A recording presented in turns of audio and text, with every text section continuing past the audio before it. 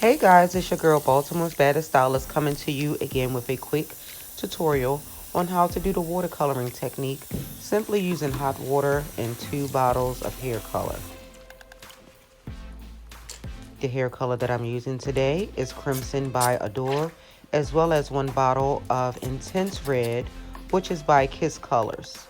All you need is those 2 bottles and some hot water, and let's do it. Alrighty, so I'm going to be doing a test color to see how the color is picking up on the hair. Looks like the red that I'm trying to achieve, so I'm just going to go ahead and throw those bundles in there, submerge them really good while the water is still hot. You do want to do this while the water is, I wouldn't say steaming hot, but definitely some hot water. It takes the color better when the water is hot. Be sure to submerge all of the hair underneath of the water solution so everything is nice and even.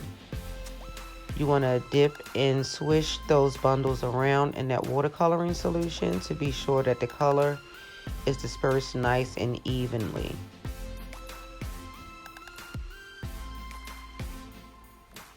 Alrighty, so this is the frontal. I'm going to throw that in there as well. Make sure that it's fully submerged, shift it around.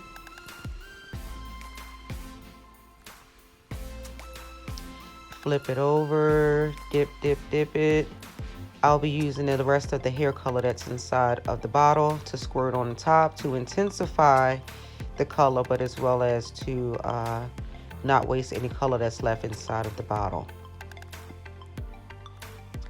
Swishing around, dip it in and out of the solution so it can pick up the color. And then you will let that sit for 45 minutes to 1 hour. It doesn't need to sit longer than an hour, but it's up to you. It's your preference. Guys, I do apologize about this part. I was not aware that my camera had shut off on me and I wasn't able to show you guys how I stitched down the frontal. I will be doing another detailed video on that, so please stay tuned for that. I will be posting that soon. Here what I'm doing is I'm using my white eyeliner pencil to create my guidelines for how and where I want to sew on my wefts. I am sewing 3 bundles, so you want to be sure that you get all of that hair onto the cap.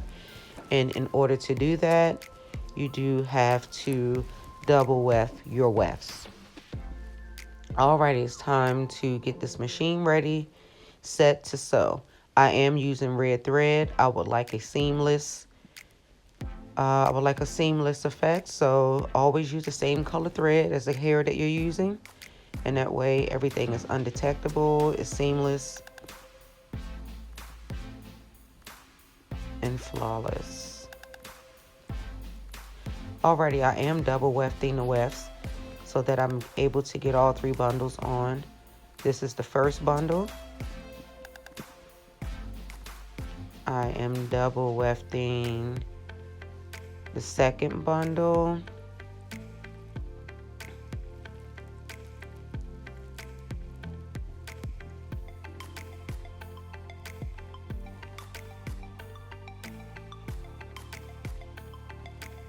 And you can begin to go ahead and stitch those double wefts down onto the cap. Always be sure to place the cap on the machine first before you begin to sew to assure that you are properly positioned at the right angle to stitch down your wefts on those lines. If you do not curve your cap and curve your wefts as you're sewing, you're going to have an unfavorable result. Your wig will not fit because you cannot sew straight across and expect for the wig to fit. Our head has curves, so curve, curve, curve is the word for when you're sewing on the sewing machine. You have to curve your wefts as well as your cap. So I'm going to do this until I work my way up to the top. I ran out of double wefted hair, so what I had to do was create another row of double wefted hairs so I can get all of this hair on this cap.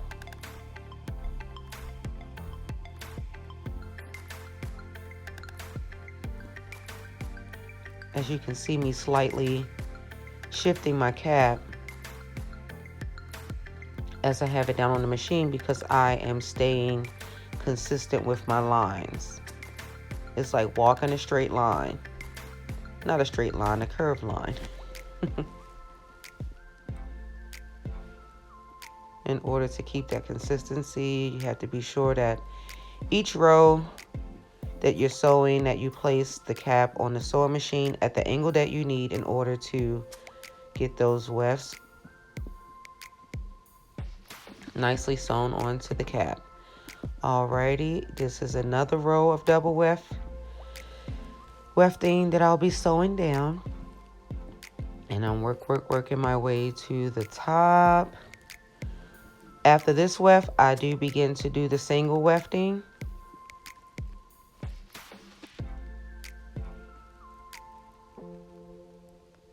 To assure that everything is nice, full, yet flat.